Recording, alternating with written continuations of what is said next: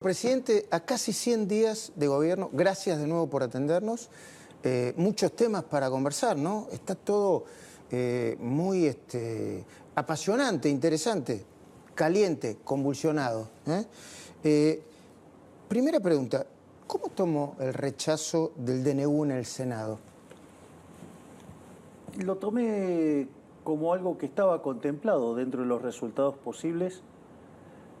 Nosotros sabíamos que esto era altamente probable que pase. Nosotros tenemos 7 senadores. Por lo tanto, era un resultado esperable que nos pase algo así. Pero a pesar de eso hay un aspecto muy positivo. Conseguimos 25 votos.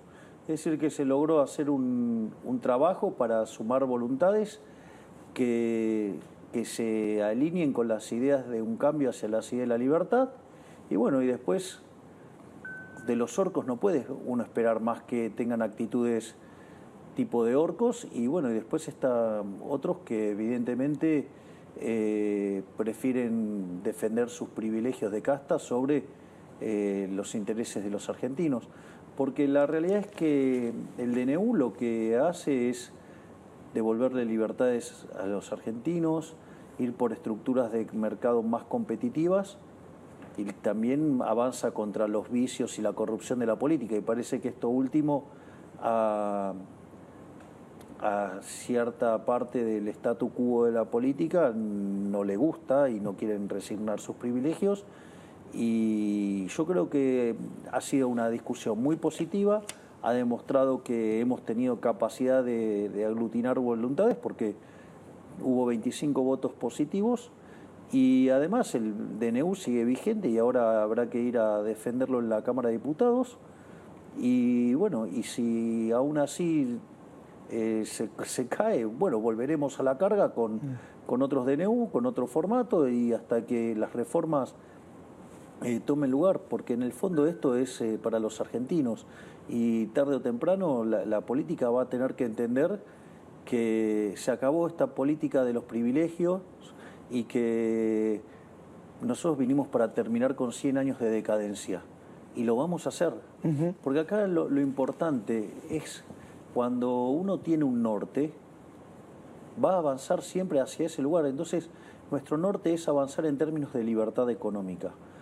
Si uno contempla el impacto conjunto del DNU más la ley de bases en su formato original, Argentina, de haber pasado esos dos instrumentos, hubiera escalado 90 puestos en libertad económica, es decir, nos pareceríamos a Alemania, y eso implicaría que, es más, dadas las características de la economía argentina, podríamos lograrlo en 20 años, o sea, imagínense, digamos, parecernos a Alemania en 20 años. Pero bueno, la casta no está dispuesta a resignar a sus privilegios, pero nosotros tampoco estamos dispuestos a bajar los brazos y vamos a seguir peleando. Y le digo más, nuestro modelo no es Alemania, nuestro modelo es Suiza, Irlanda, es decir, los países de mayor libertad económica, con lo cual estas son solamente las primeras 1000 reformas con las cuales vamos a volver a la carga, y cuando terminemos con esta, todavía tenemos 3000 esperando. Así es que nosotros no vamos a bajar los brazos. A nosotros nos votaron no solo para terminar con la inflación y terminar con la inseguridad, sino además para devolverle libertad a los argentinos para que vuelvan a tener bienestar. Y no vamos a bajar los brazos bajo ningún punto de vista. El presidente tiró muchos conceptos. Uno es los orcos. ¿Quiénes son los orcos?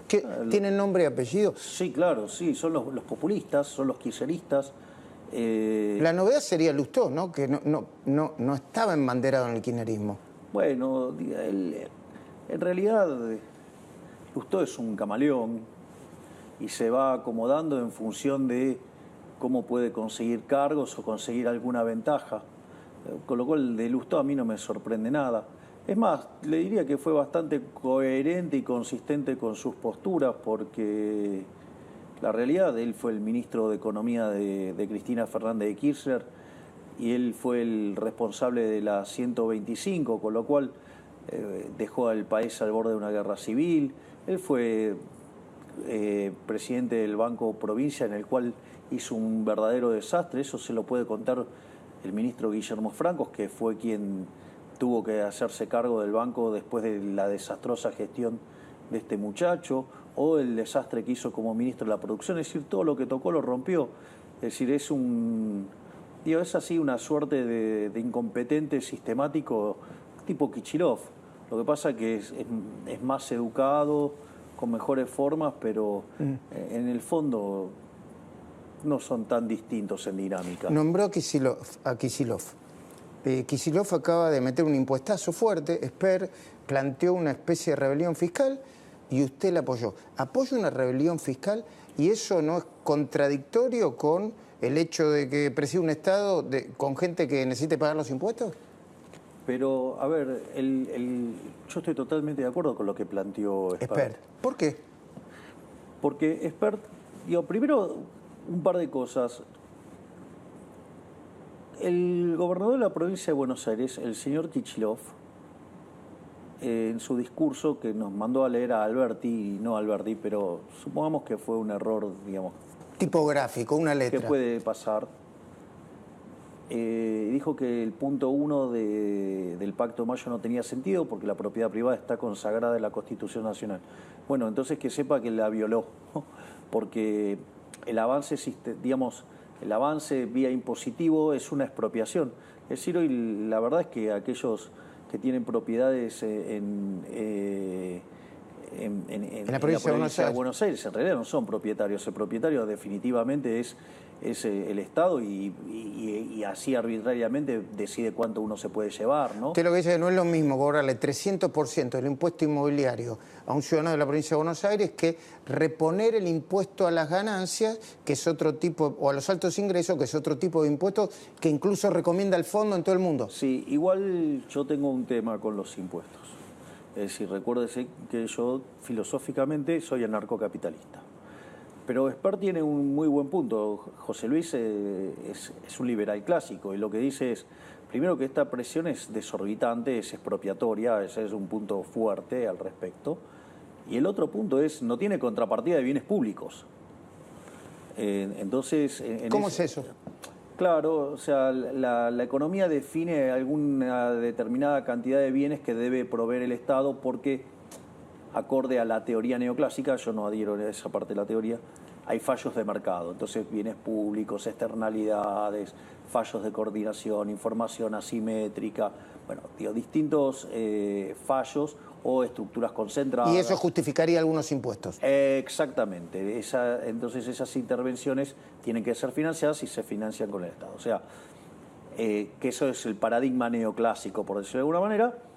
Entonces, la pregunta es, bueno, ¿qué bienes públicos me está dando a cambio? La realidad es que no nos da nada, porque la verdad que en términos de seguridad la provincia es un baño de sangre, en términos de educación los rendimientos de los alumnos son verdaderamente paupérrimos, en términos de salud ya vimos lo que fue la farsa del Estado presente durante la pandemia, donde si hubiéramos hecho las cosas como un país mediocre hubiéramos tenido 30.000 muertos y tuvimos 130.000. Por lo tanto, la verdad es que aun cuando uno tuviera una visión menos negativa sobre el Estado y lo interpretara como un seguro en un mundo de mercados incompletos, digo que uno podría hacer esa interpretación, la realidad es que uno paga por ese seguro, pero cuando llega el momento del siniestro siempre falla. ¿Y por eso usted banca la idea de Esper? Absolutamente, porque el default de la provincia de Buenos Aires es el más grosero o uno de los más groseros dentro del caso argentino. A ver, usted lo que dice es que si una sola persona no paga los impuestos podría ser sancionada.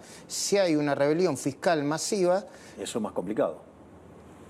Entonces, el argumento de Esper es, digamos, el poder de policía del Estado, digamos, queda bastante condicionado. Y la realidad es que está habiendo una expropiación feroz. Bueno, esto ya pasó antes, ¿no? ¿Con qué? Con la resolución 125 de Martín Lustó. Qué casualidad, ¿no le dije que eran parecidos? Mire si lo son.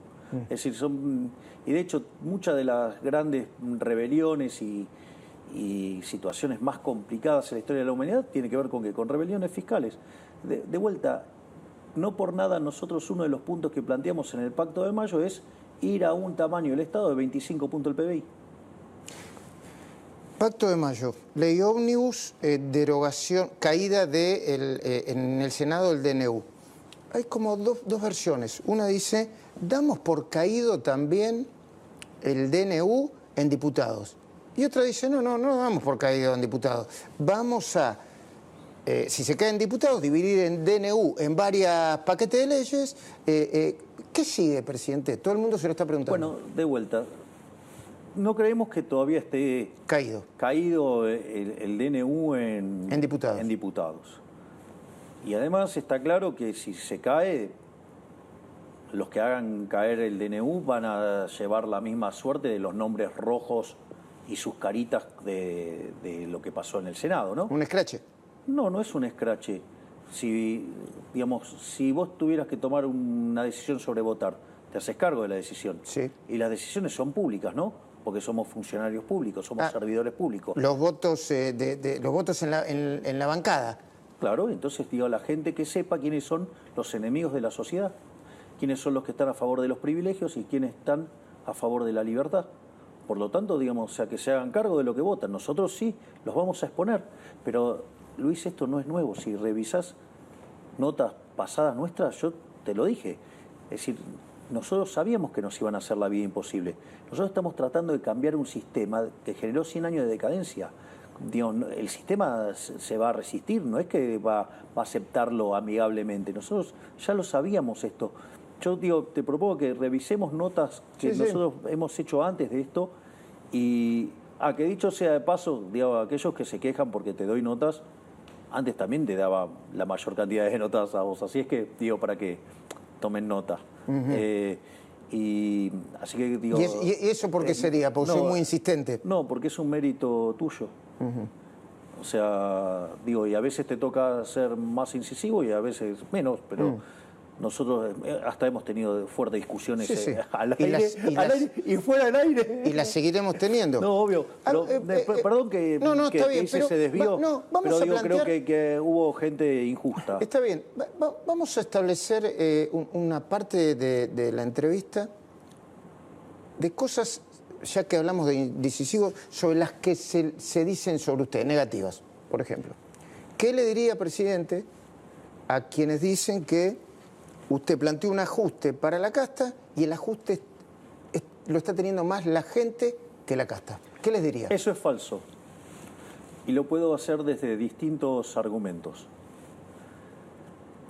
Murray Newton Rothbard, el inventor del anarcocapitalismo, él señala que no le importa el tipo de impuestos que le cobren. En el fondo le importa, digamos, la cantidad de impuestos que le cobran. O sea, el nombre que le ponga le da lo mismo. Porque hay toda una discusión, los neoclásicos, si es eficiente, digamos. Toda una discusión absolutamente estéril. Pero al margen de eso... ¿Por qué no lo pagaría la gente? Lo que cuenta es el tamaño, en el fondo lo que cuenta es entonces el tamaño del Estado.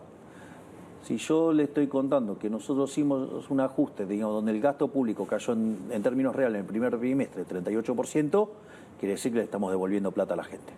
Primer punto. Porque estamos que al fin de la película se le devuelve plata. Le estamos devolviendo plata a la gente. Más, ahora le voy a dar... Porque va a pagar menos impuestos. Exacto, ahora le voy a dar otro argumento más. Nosotros heredamos déficit gemelos por 17 puntos del PBI, o sea, algo verdaderamente escalofriante, ¿no?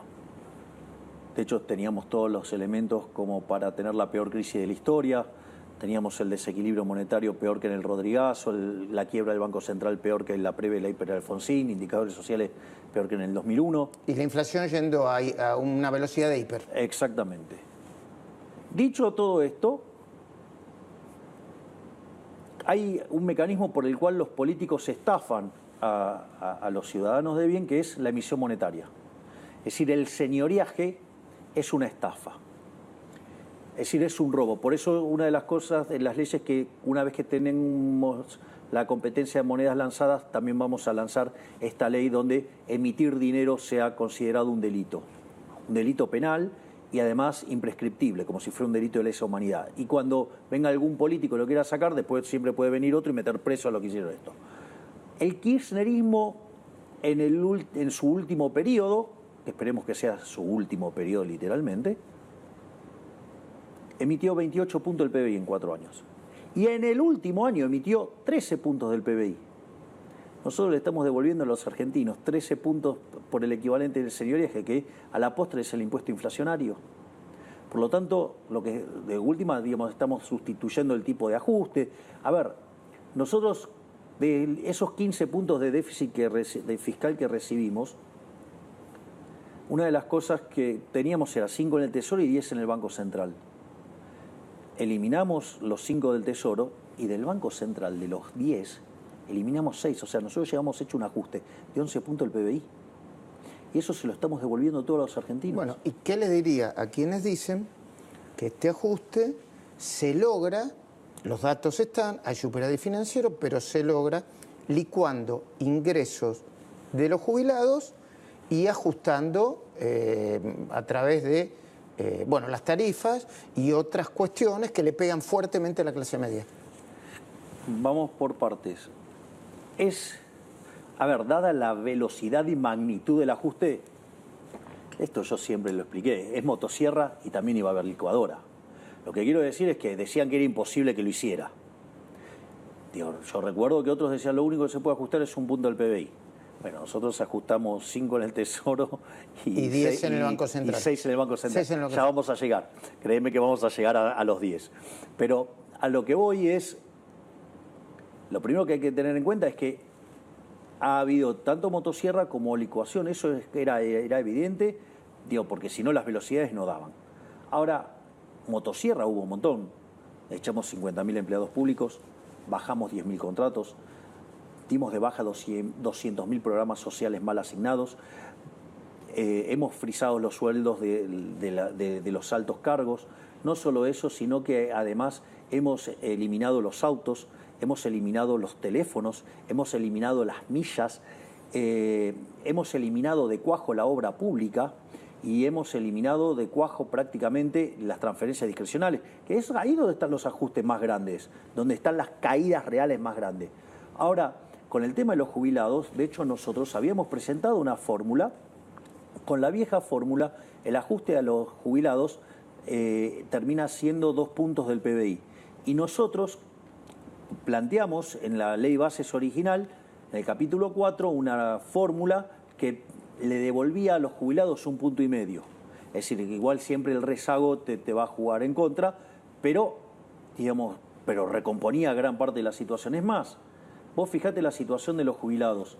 Los jubilados, cuando se fue Alberto Fernández, ganaban $80. Hoy los jubilados con el bono ganan $200. Es decir, les incrementamos 150%.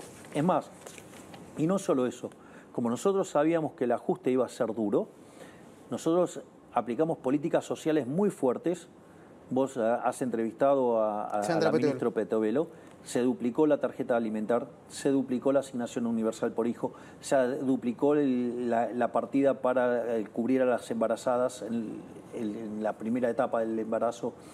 No solo eso, sino que se multiplicó por 4 la asistencia a los chicos para que puedan comenzar las clases. Entiendo. Que les llegamos a 7.300.000 chicos. Es decir, no es que nosotros no estamos haciendo cosas para dar contención social, no solo a los segmentos más vulnerables de la sociedad, sino también a las capas medias, porque también desde ANSES estamos instrumentando un programa para dar financiamiento a aquellos que no puedan pagar las cuotas en los colegios privados. Es decir, que nosotros estamos dándole contención social. ¿Acepta que hay una licuación de los ingresos de los jubilados? Hay licuación en todas las partidas. Y entre otras la de los jubilados. Exactamente. Y ustedes proponen disminuir esa licuación de ingresos. Exactamente. Nosotros, la fórmula nuestra le permite recuperar a los jubilados 1,5 puntos del PBI. ¿No lo pueden hacer por decreto? No, esas cosas no se hacen por decreto.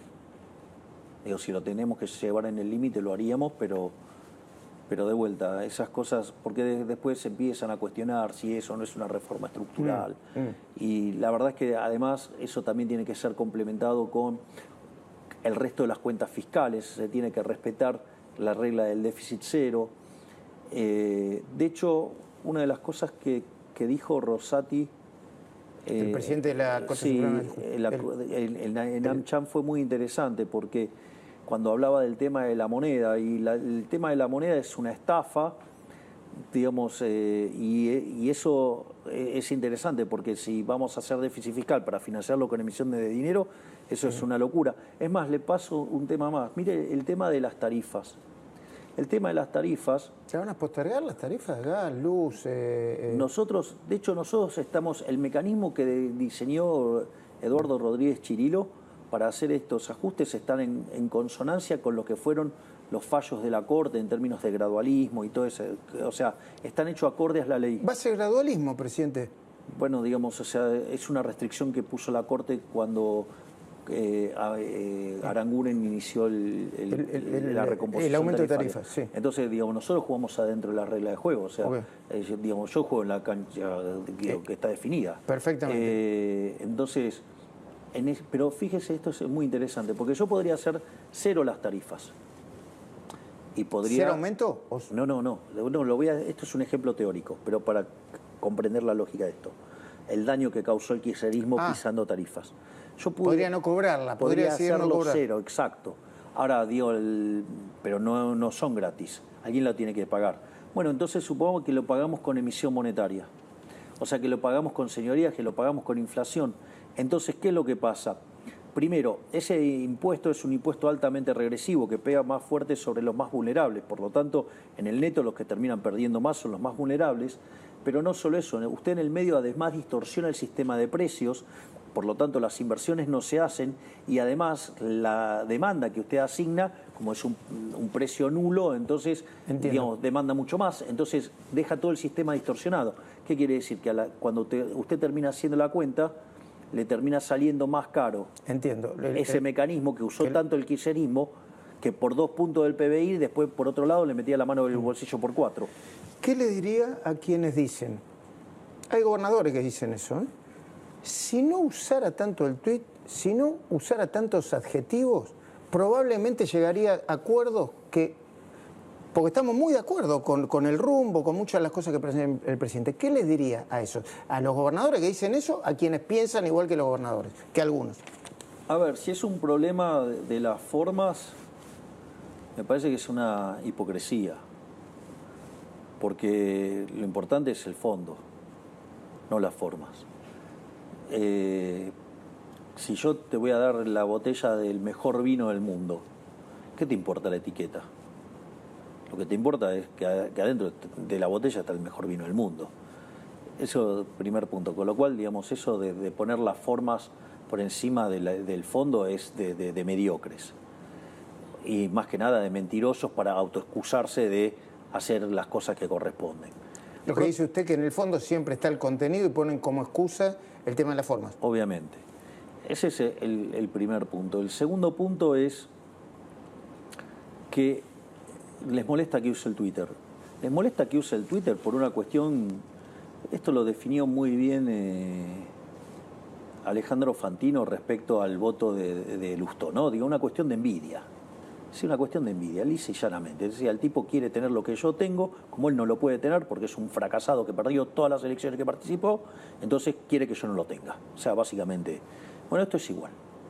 El Twitter tiene algo maravilloso, las redes sociales tienen algo maravilloso, y es que usted tiene comunicación directa con la gente. Yo no necesito ningún intermediario para comunicarme con la gente. Le hago un ejemplo. Día sábado a la mañana. Yo a la noche había estado en la casa de mi rabino Axel Banish y con su familia pasando Shabbat. Llegué, me fui a dormir, me levanto a las 6 y algo de la mañana. Digo, yo me levanto cuando sale el sol. Entonces me subí al carrito que tengo ahí en la quinta. No, el carrito, sí, que sí, es sí, un carrito de golf. Sí. Y me fui hasta la casa de mis hijitos y me puse a jugar con ellos. ¿De los perros? Sí, mis hijitos de 4 patas. Sí. Y después de eso, nada, tenía que desayunar. Entonces me puse a desayunar y me puse con el Twitter. Y una de las cosas divertidas que pasó es que también quiero aprovechar, digamos, por más que estemos un día después, a saludar al doctor Carlos Salvador Vilardo, que cumplió ayer 86 años, justo, digamos, el año del Mundial, ¿no? Y digo, yo como bilardista fanático, imagínense que no podía dejar de mencionar y ponderar el cumpleaños del doctor.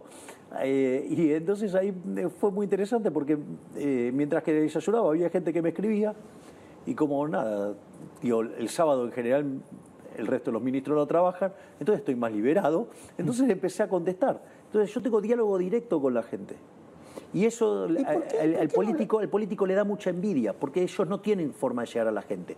Ellos quieren seguir con la metodología analógica, que se arregla comprando voluntades. Bueno, nosotros, de hecho, si usted mira la campaña, todos esos políticos gastaron fortunas en redes sociales. Y sin embargo, ¿quiénes somos los reyes de las redes sociales? Los libertarios. ¿Por qué? Porque nosotros nacimos ahí. Nosotros, ¿y nosotros cuánto gastamos en todo eso? Cero. ¿Por qué? Porque básicamente es orgánico. Tenemos comunicación directa con la gente. Bueno, y ya que hablamos de comunicación directa, planteo. ¿No sería mejor que se comunique? A ver, lo digo porque ayer, hace unas horas entrevistamos a Luis Juez, dijo que lo llamó, que usted conversó con él y que generaron un vínculo que antes no tenían, sencillamente porque antes no habían hablado. ¿Está mal en política que usted llame a un gobernador, que un gobernador lo llame a usted? Es una pregunta, parece una pregunta tonta, pero se lo quiero plantear. Bueno, es bueno el punto que usted levanta, porque me lo han dicho varios, Claro. que tendría que estar más involucrado en ese tipo de conversaciones. Es decir, O de vínculos personales y políticos. claro, No sé, ¿habla con Puyaro usted? A ver, yo le cuento. Está claro que yo tengo deformaciones profesionales, como todos, o sea, Adicto al trabajo. Sí, esa ya la conocemos. O sea, esa además trae problemas, digamos, el nivel de adicción al trabajo. Pero al margen de eso, lo que quiero decir es lo siguiente. Entonces, yo estoy naturalmente involucrado con la economía muy fuertemente, entonces interactúo muchísimo con Luis Toto Caputo y con Santiago Bausili, interactúo muchísimo, no solo que interactúo muchísimo con Caputo, interactúo muchísimo con la señora Bullrich. O sea, digo, con Bullrich, digo, la comunicación es un Constante placer. y fluida. Exactamente. Y también interactúo mucho con Sandra Petovelo. Digo, pero esto es al margen de que yo sea amigo de la doctora Petovelo. ¿Por qué? Porque hoy mi foco está planteado en términos de la inflación, en términos de la inseguridad y en términos de contención social. Entonces, digamos, la ministra Mondino es una ministra que tiene juego propio, digamos, o sea, sabe hacer su trabajo excelentemente bien, y entonces después ella va, me pone en el lugar donde yo tengo que estar y hago mi trabajo, ¿sí? Y también así yo confío plenamente, por ejemplo, en el ministro Guillermo Francos, de la misma manera que confío fuertemente en Petri. Bueno, ahora estuvimos mucho más involucrados con Luis por el tema de que vamos a sacar una ley, digamos, que tenga contemplado el narcoterrorismo para que eso permita la acción de las Fuerzas Armadas, pero sin tener que llegar al estado de sitio. O, por ejemplo, el trabajo del doctor Mario Russo, digo, donde, por ejemplo, tuvimos que interactuar mucho con esto del tema del dengue, y que en realidad también es parte de la desidia del kirchnerismo, porque el dengue de hoy es fruto de no haber hecho las cosas bien, no haber hecho una buena campaña hace un año. Entonces, y era un tema así que, digamos, complicado. Pero entonces reconocería que ese punto es algo que tendría que trabajar. Sí, digamos, de hecho me lo han mencionado varios.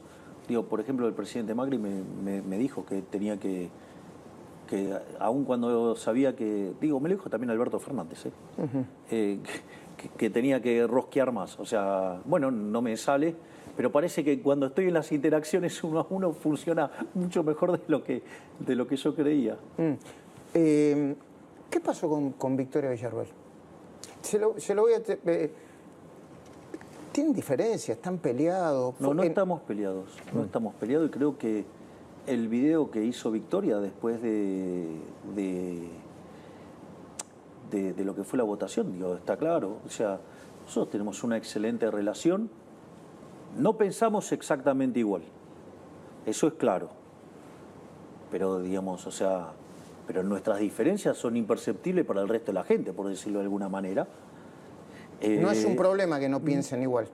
No, es más, o sea, igual le digo, en términos para la gente es imperceptible las diferencias que tenemos. O sea, además nosotros tenemos una excelente relación y no solo eso, fíjese que yo no me metí en opinar sobre si si correspondía o no. Digo, ese es el trabajo de ella, yo no tengo por qué opinar del trabajo de ella. Y ella habrá hecho la evaluación de costo-beneficios. Y listo, digamos, o sea, ¿quién soy yo para meterme en el trabajo de ella?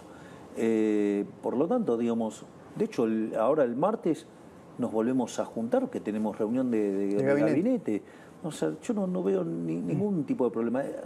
Lo que creo es que hubo una interpretación maliciosa del comunicado. De la oficina de prensa del presidente. Exacto. Hubo una interpretación maliciosa, pero yo estoy acostumbrado a ver este tipo de...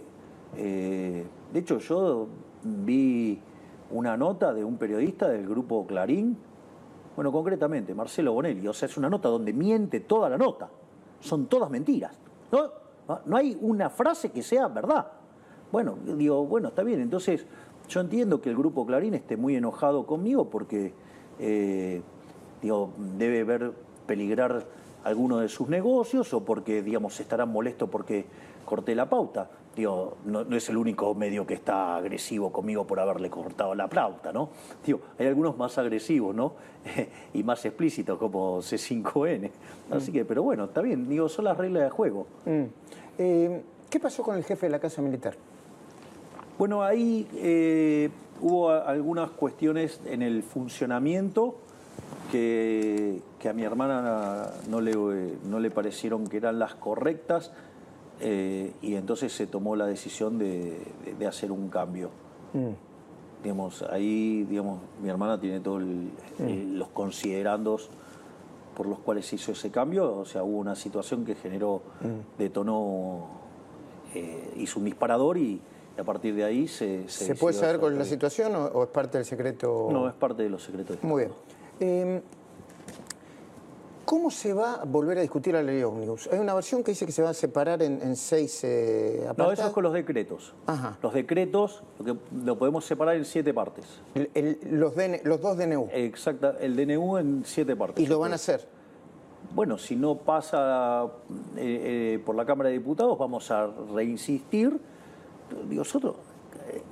Nosotros no vamos a bajar los brazos, o sea, nosotros tenemos bien definido dónde queremos ir y nosotros vamos a seguir intentando. Si no se aprueba la ley bases antes del pacto 25 de mayo, ¿no hay pacto? No tiene sentido el pacto de mayo. El pacto de mayo son básicamente 10 pilares al funcionamiento de la economía. Ahora, el pacto de mayo guarda relación con lo que hagamos en el capítulo 4 y el capítulo 4 está vinculado con la ley bases, o sea... ¿Le puedo explicar, presidente, a la gente qué es el capítulo 4? El capítulo 4 es la sección de economía. Que impuesto a las ganancias. No solo impuesto a las ganancias, porque ahí también hay una discusión, porque las provincias del norte tienen una visión, las provincias del sur tienen otra visión. Los patagónicos no quieren impuesto a las ganancias, las provincias del norte sí, etcétera, etcétera. Bueno, por eso, hay un montón de discrepancias. Y nosotros estamos dispuestos a escuchar todas las discrepancias mientras que el déficit cero no se toque. Estamos dispuestos a tener todas las discusiones que sean, pero mientras que el déficit cero no se toque, lo cual no es trivial. ¿Cuál es el papel del gobierno sobre la lucha contra la corrupción, que impacta fuertemente económicamente? Más incluso, usted me lo dijo en algún momento, de lo que usted hubiera calculado antes de asumir. Nuestra lucha contra la corrupción es inclaudicable. Es decir, a mí siempre me gusta mencionar el caso de la ministra Petovelo. Tiene una brigada anticorrupción y los manda a una semana a cada sector del ministerio y usted fíjese que estamos todo el tiempo encontrando, tocamos y sale pus por todos lados. Con lo cual, nosotros estamos haciendo una lucha contra la corrupción feroz y eso también tiene muy enojada a la casta política. ¿Los fideicomisos, todos los fideicomisos son corrupción? Es que en realidad todo lo que hace el Estado, digamos, le pone un buen fin y después termina pervirtiéndolo todo. Es decir, está en la naturaleza misma del Estado. Es decir, cuando usted no paga los costos de sus decisiones, difícilmente va a funcionar bien. Entonces, el Estado, digamos, inherentemente funciona mal. Por eso lo mejor que uno puede hacer es achicar el Estado a la mínima expresión. Es decir, entonces, y tratar de buscar siempre soluciones por el sector privado o que asimilen el funcionamiento del sector privado. El INADI cerró, se lo preguntaba el ministro el otro día, pero ¿qué va a pasar con la gente? ¿Se queda sin trabajo? ¿Se la reasigna? Va a haber algunas funciones que van a ser, digamos, la función existe, ¿sí? Los temas de discriminación y demás, o sea, esos temas tienen que ser atendidos, pero no tener, digamos, el INADI. Y menos, digamos, con el formato del INADI, que era un mecanismo de persecución de opositores, era una forma de cancelar a los que pensaban distinto. Entonces, la cuestión funcional sigue, pero obviamente con muchísima menos gente y sin que exista esa dependencia que en realidad se usaba para perseguir gente y que esté en la lógica de el Ministerio de Justicia. ¿Qué va a pasar con Telam? Se cerró.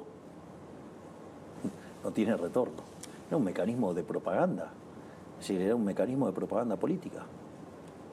¿Y cómo sigue las personas que trabajan ahí, la institución, el organismo? Se verá si alguna puede ser asignada y si no tendrán que ir y encontrar otro trabajo. Lo mismo que le pasa a cualquier persona que se queda sin trabajo. Inflación. El viernes se había caído el DNU. Usted y el ministro Caputo, primero, usted publicó las consecuencias de lo que significaba que se cayera el DNU. En el pre-market. ¿Qué es el pre-market? El pre-market es, digamos, cuando empiezan a haber transacciones ya en los mercados antes de que abran. Y estaba impactando... Estaba todo rojo. Estaba todo rojo, para que entienda la gente, estaba mal. Estaba todo cayendo. Bueno, y luego Después yo saqué un tuit y terminamos arriba. Bueno, a ver, usted puso, así lee el mercado cuando los orcos dan un paso adelante. Mientras nos esforzamos para sacar el país adelante, traccionando desde una baja el riesgo país y la tasa de interés, ellos se ocupan de empobrecer. Nunca dijimos que sería fácil, etcétera, etcétera. Luego de su tuit y el posterior del ministro de Economía, que habló de superávit financiero, el panorama, entiendo que ese rojo se puso... Todo yo no verde. soy un experto. Revertimos toda la caída. ¿Me explica por qué pasa eso? Porque nuestro compromiso con el déficit cero es inclaudicable, es innegociable. O sea, nosotros no negociamos el déficit cero, no negociamos de ninguna manera el saneamiento del Banco Central y no negociamos la libertad y el derecho de propiedad, por decirlo de alguna manera. Y nosotros salimos a enfatizar eso. Es decir, a pesar de esto, a nosotros no nos iban a mover un ápice de esos objetivos y obviamente el mercado nos cree y por eso reaccionó. Digamos, es impresionante la respuesta del mercado después del tuit. Inmediata. Y le cuento por qué es tan importante esto, porque me parece que es una pregunta muy inteligente y que puede ser contestada en una versión superficial, que es la que acabo de hacer, o en una versión profunda. Los bonos son deuda y el precio de esos bonos tiene que ver con que usted pague o no su deuda. Cuanto más chances hay de que pague, el bono se acerca a su paridad y cotiza, cuando usted diga todo el mundo le cree, bueno, cotiza a la par, o sea, al 100%, cotizan a 100.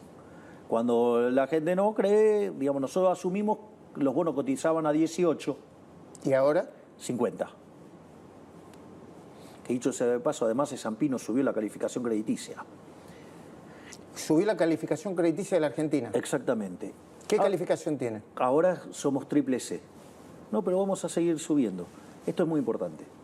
Nosotros, cuando hablamos de déficit cero, que es además en la línea financiera, eso significa que no hay más déficit fiscal, que no es necesario tomar más deuda. O sea, la deuda que se va a tomar es para rolear deuda que ya existe, no para tomar nueva deuda. Sí.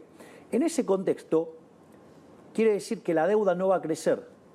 Entonces, la relación deuda-producto es no creciente. Que la deuda-producto sea no creciente significa que usted es solvente, que usted puede pagar. Por eso, cuando nosotros llegamos, el riesgo país era 2.900 y hoy es 1.577 llegó a estar. Bueno. O 1.600, digo, bueno, para hay una redondear. pregunta más profunda, más profunda, para mí, más interesante de lo político. ¿Usted puede gobernar sin que le aprueben una sola ley ni la ley ómnibus, y aún cuando le volteen los decretos de necesidad de urgencia, Absolutamente. ¿puede gobernar con normalidad y alcanzar los objetivos que se propone? ¿Sí? Absolutamente. Porque nosotros sabíamos que esto puede pasar, que podía pasar, y no nos sorprende que pase.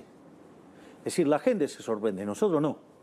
Es decir, llama la atención, ¿no?, que todos los DNUs que se han mandado, que se cercenaban libertades, digamos, restringían el derecho... Poco menos de 1.500 desde 1983 hasta ahora. Digamos, con recortes del derecho de propiedad, recortes de la libertad, pasaron todos. O sea, nosotros queremos darle libertad a la gente, queremos ir a la estructura de mercado más competitiva y terminar con el choreo, ay no.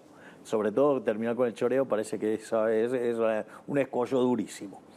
Pero acá lo importante es lo siguiente. Usted lo mencionó, nosotros cuando llegamos estábamos al borde de una hiperinflación.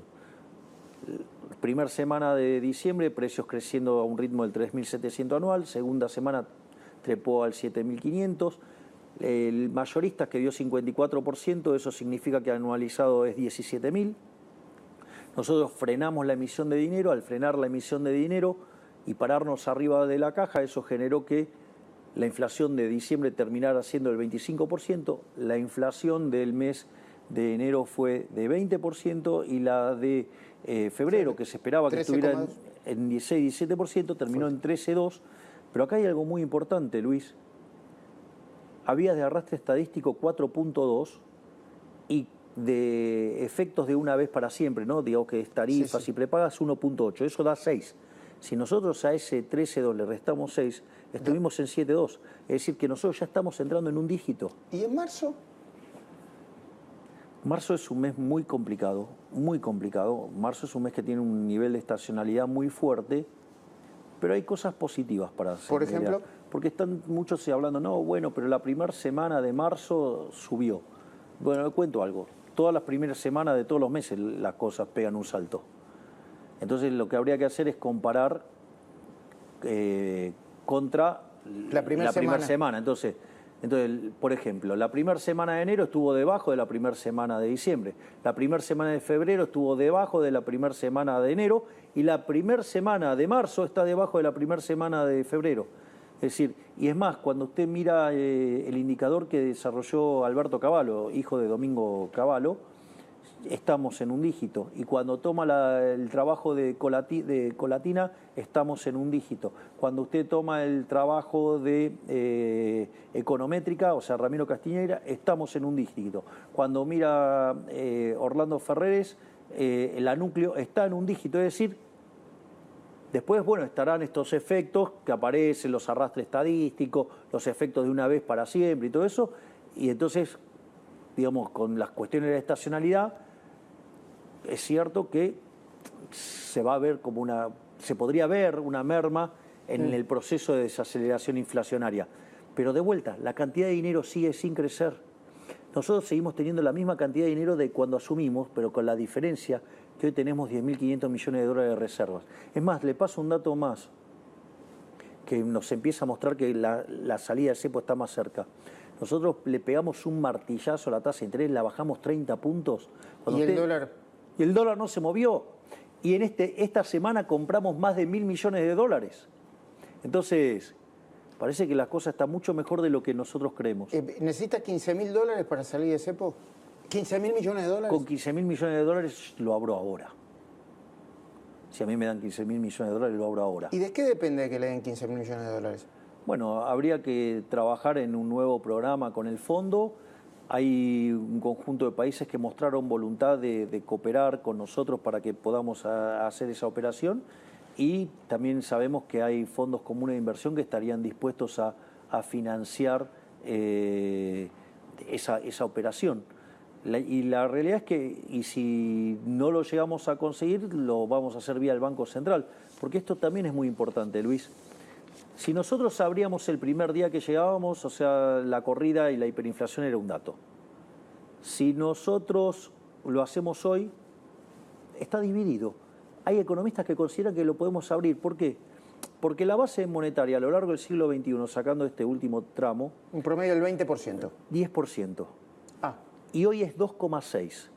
Entonces uno dice, acá está faltando. Acá, digamos, o sea, hay para crecer demanda de dinero, no para que caiga. Es más, cuando miramos el crédito del sector privado no financiero es 4% del PBI, cuando en otras partes de América Latina está arriba del 60%. Y está el tema de los depósitos. Ahora, ¿qué es lo que pasa? Sucede que cuando nosotros tomamos la base monetaria amplia, no es 2,6, es 11.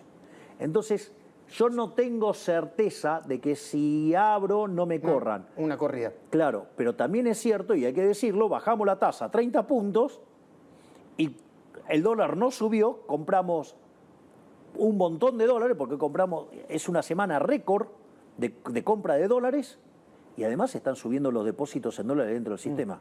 Por lo tanto, los que dicen que se pueden abrir, le diría que van teniendo más crédito. Muy bien.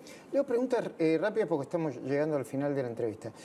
Primera, cuando se planteó el tema del escándalo de los seguros, algunos plantearon sacar el Banco Nación Seguro de las privatizaciones o no. ¿Hay algún interés particular en eso?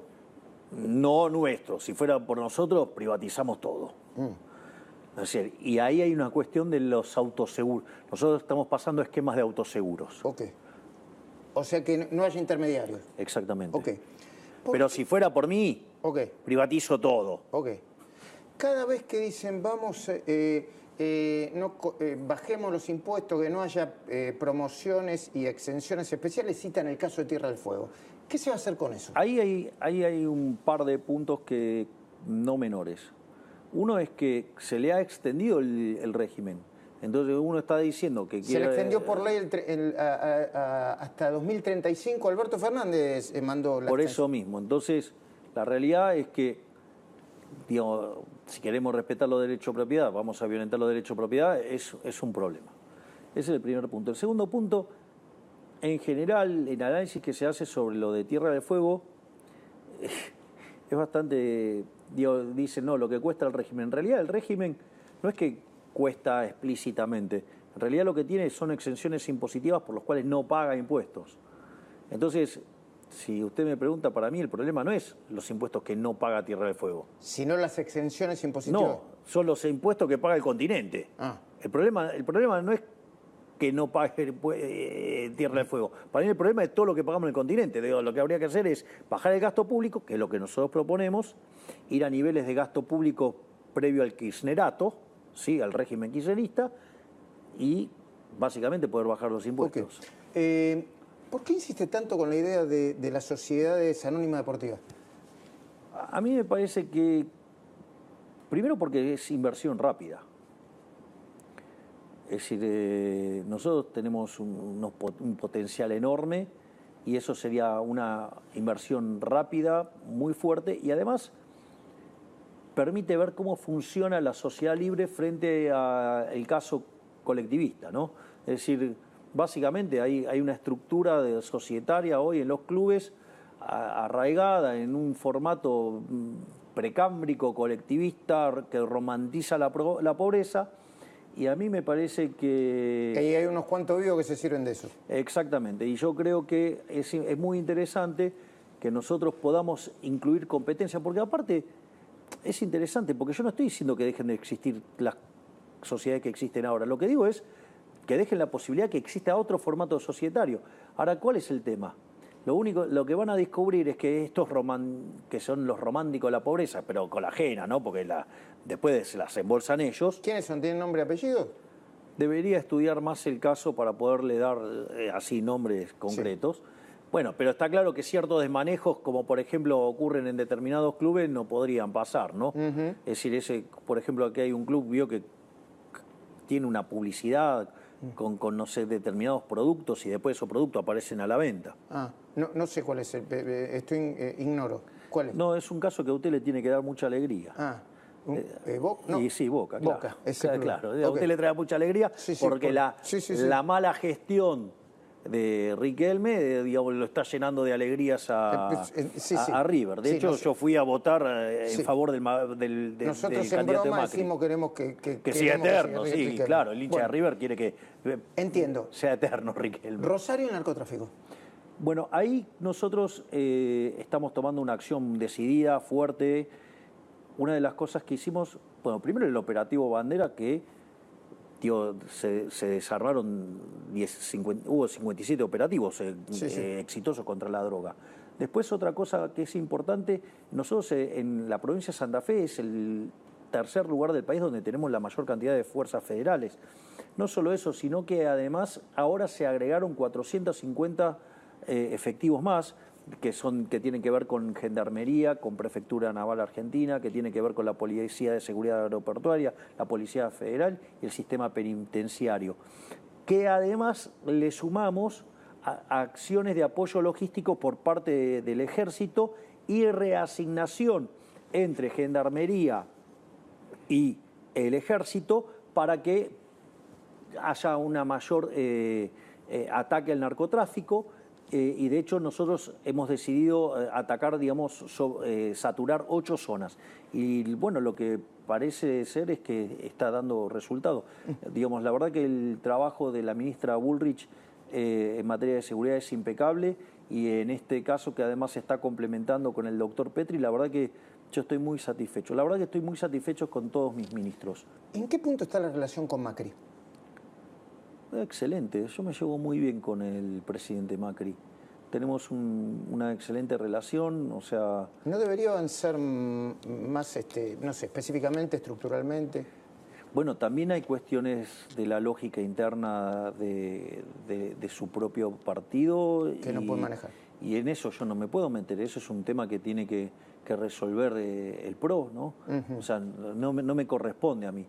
Pero sí lo que uno puede ver es que nosotros trabajamos con la gente del PRO de manera muy alineada.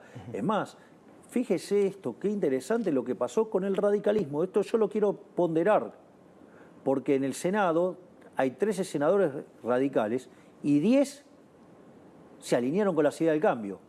Y es más, de gobernadores y personas muy representativas del radicalismo apoyaron las reformas que nosotros estamos impulsando y apoyaron el cambio. Entonces quiero también ponderar que hay un ala del radicalismo que parece que se inspiraron en Alem y no en la línea de Irigoyen-Alfonsín. Ok. Está por cumplir 100 días de gobierno. Ahí tiene la cámara. Si usted tiene ganas de dirigirse a la cámara. ¿Qué no logró y qué logró? ¿O qué logró y qué no logró? Bueno, en materia económica hemos logrado evitar la hiperinflación, alcanzamos el déficit cero, estamos saneando el balance del Banco Central, hemos logrado bajar el riesgo país, hemos mejorado la calificación crediticia y estamos cada día más cerca del cepo y de iniciar el proceso de recuperación, con lo cual eso a mí me parece que es un logro, porque hemos logrado todo esto a pesar de la política. Es decir, estamos logrando bajar la inseguridad, bajar la inflación, poner la economía de pie, todo a pesar de la política.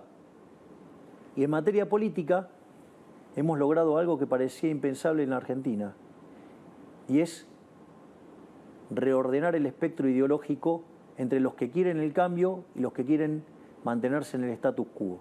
Quiero decirles algo. Yo tengo claro que 7 de 10 argentinos la están pasando peor. Yo lo tengo claro. Sé que la gente también lo tiene claro. Pero también es cierto que cuando nosotros llegamos al gobierno, el 20% de los argentinos creíamos que podíamos mejorar hacia adelante. En enero ese número saltó a 30, en febrero saltó a 42 y después del discurso de la apertura de la Asamblea Legislativa saltó a 47. Y además hay algo importante, 7 de 10 argentinos están convencidos que vamos a bajar la inflación. O sea, 50%, 50 puntos porcentuales cree que lo vamos a hacer el primer año, 20 puntos porcentuales cree que lo vamos a hacer el segundo, y créame que lo vamos a hacer porque lo estamos haciendo, usted lo puede ver todos los días. Entonces, vamos a derrotar la inflación, vamos a levantar el cepo, vamos a volver a crecer, vamos a seguir luchando con uñas y dientes en materia de seguridad y no vamos a dejar de darle contención a los más vulnerables. Esta vez el esfuerzo tiene sentido porque el costo lo está pagando la política y no los argentinos de bien. Gracias, presidente. Gracias por el tiempo. Muchas gracias, Luis. Un placer. Igualmente.